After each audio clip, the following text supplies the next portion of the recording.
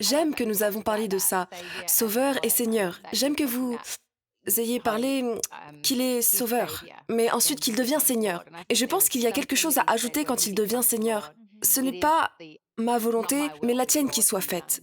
Et ce que j'ai découvert dans ma vie, c'est que c'est une constante. Je pense que cela arrive tout au long de notre vie. Je ne pense pas qu'il s'agisse d'une unique obéissance sacrificielle. Parce que je peux connaître des moments charnières où Dieu m'a demandé de dire non à quelque chose et aussi de reprendre quelque chose que je ne voulais pas reprendre,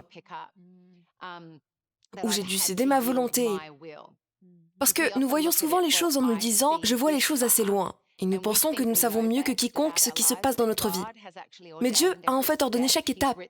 Il les a écrites dans un livre et les a vues avant même que nous les franchissions. Et donc, nous devons faire confiance à celui qui nous a créés et qui nous connaît le mieux. Et ce qu'il fait quand il nous demande de nous soumettre tout d'abord, nous réalisons que c'est lui qui est en charge, pas nous, mais aussi qu'il sait quel est le meilleur choix pour nous. Et j'ai essayé d'enseigner cela à ma fille, parce qu'elle avait 17 ans, et qu'elle est dans cette période où elle voit que lorsque l'on cède et qu'on obéit, c'est une joie immense dans notre vie, comme si Dieu vous en demandait tellement. Mais ce que j'ai essayé de lui faire comprendre, c'est que l'abandon et l'obéissance vous font gagner plus que vous n'avez jamais rêvé ou imaginé. Et je pense que c'est pour cela que l'ennemi vient nous mentir et nous dire « Regarde l'argent, regarde l'influence et regarde l'opportunité. » Mais Dieu dit « Je dois tester ton cœur parce qu'en fait, ce que j'ai pour toi est plus grand que ce que tu peux imaginer. Et tu t'es limité à ça. » Et Dieu dit, en fait, ce que je vois pour toi dans le ciel est si rapide et si grand que si tu me fais confiance et si tu es disposé, et j'aime que Dieu honore cette décision, il honore nos choix, mais j'ai juste appris que la marche de l'obéissance, elle mène à une vie que tu ne pourras jamais imaginer, même si parfois elle est douloureuse et limitée.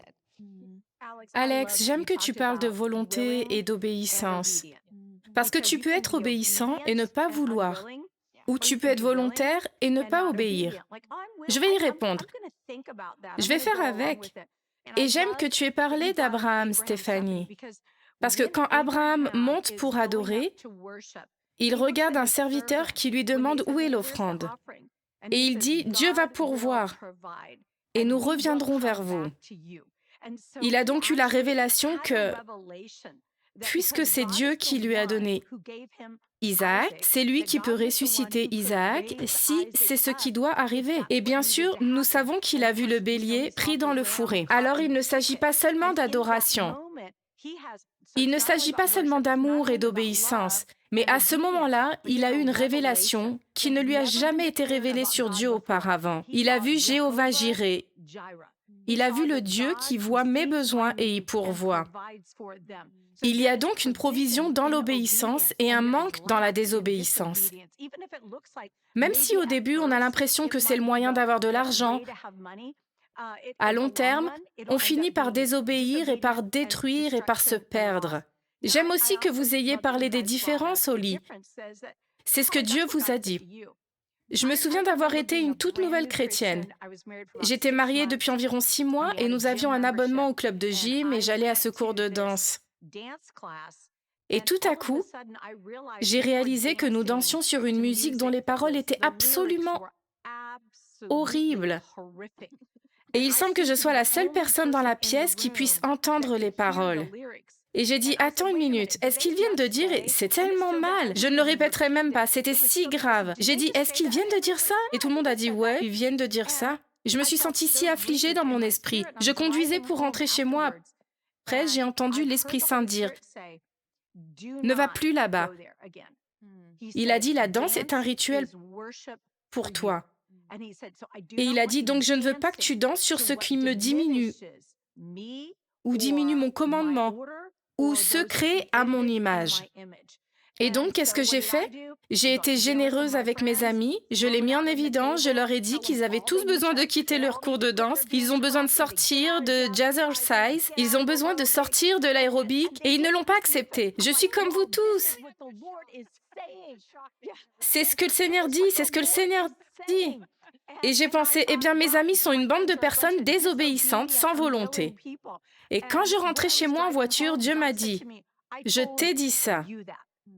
Je ne t'ai pas dit de dire ça à tous les autres. » Il a dit, « C'est la relation que toi et moi avons.